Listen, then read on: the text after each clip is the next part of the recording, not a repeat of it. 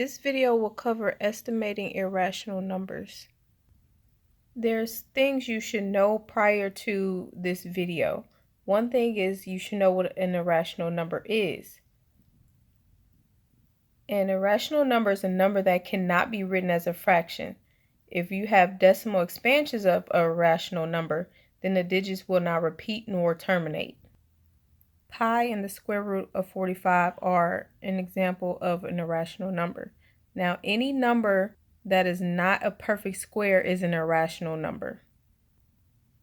Something else you should know is what does it mean when you get the square root of a number?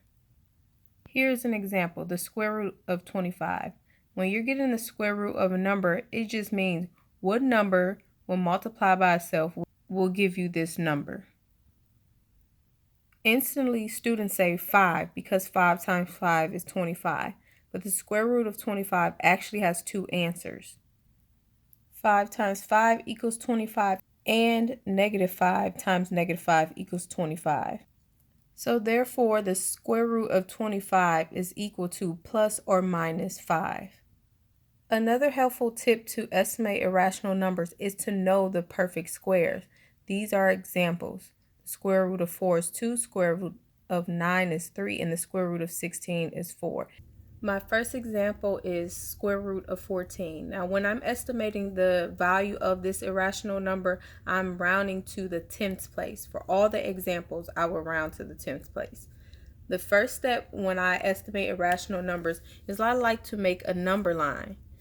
Then I like to say, well, what two perfect squares does 14 fall between? I know it falls between 9 and 16. The square root of 9 is 3 and the square root of 16 is 4. Now, in my previous example, I said that the square root of 25 had two answers, and that's the same for square root of 9. I know it's plus or minus 3 because negative 3 times negative 3 will equal 9. But in this video, I'm only focusing on the positive square roots. Second thing I like to do is figure out the midway point. I can figure out what square root will go in between 9 and 16 by taking the average. So that is 12.5. So that means I can estimate that the square root of 12.5 is about 3.5 because 3.5 is in between 3 and 4. Next step I like to do is put square root of 14 on the number line. I know square root of 14 would be somewhere in between these two numbers. Then this is when you start guessing. So I'll do 3 and 7/10 squared and 3 and 8/10 squared. And then I'll find the values after I square that. Once I square these two values, this is what I get. Next step I have to do is figure out which one is closest to 14. And the way you can do that is get the distance between 14 and these two numbers. Here are the distances. Now to figure out which one is closest to 14, you just see which one has the lowest value. In this case, 3100 is smaller than 4400. So that means 3 and 7/10 is closer to 14. So we can approximate that the square root of 14 is about 3 and 7/10. Here's the second example, the square root of 35. First thing I like to do is figure out the two perfect squares 35 fall between. And I know they fall between 25 and 36. The square root of 25 is 5 and the square root of 36 is 6. Remember, we're only focusing on the positive square roots. Now, to figure out what number falls between 25 and 36, I'm going to take the average, and that is 30.5. So I can estimate that 30.5, the square root of 30.5 is about 5.5. Next step, I'm going to put square root of 35 on my number line. I know it's going to be very close to the square root of 36. Then I'll figure out what values I want to use.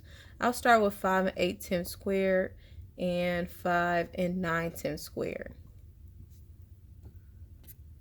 After I square the two values, this is what I end up with. Now, I always like to have a value right above and right below. Here, I only have two numbers that's below 35. So I'm going to go one more up. which will be 6 squared, and we know it's 36. The next step, we have to figure out which value is closest to 35. And to do that, you get the distance. If we look here, 5 and 9/10 has the smallest distance because it's only 1900ths away from 35. That means we can approximate the square root of 35 is about 5 and 9/10 if we'll round it to the 10th place. Here is the last example, square root of 20. First step is to figure out what two perfect squares 20 fall between, and I know that is 16 and 25. Square root of 16 is 4. Square root of 25 is 5 if I'm focusing on the positive square roots. Now I have to figure out what square root will fall in between 16 and 25 by taking the average, and that is 20.5. That means I can estimate the square root of 20.5 is about 4.5. Then I have to figure out where 20 will fall on this number line. It is going to be very close to the square root of 20.5. Then you figure out what values you want to use. I'm going to use 4 and 4/10 squared, and let's go ahead and use 4 and 5/10 squared since it is so close to this number. After I square those two numbers, these are the values I got. I have one number right below 20 and one number right above 20. Next, I'm going to figure out which one is closest to 20 by getting the distance. Here are the distances, and this one, the 4.5, happened to be closest to the square root of 20. So that means we can approximate the square root of 20 is about 4.5.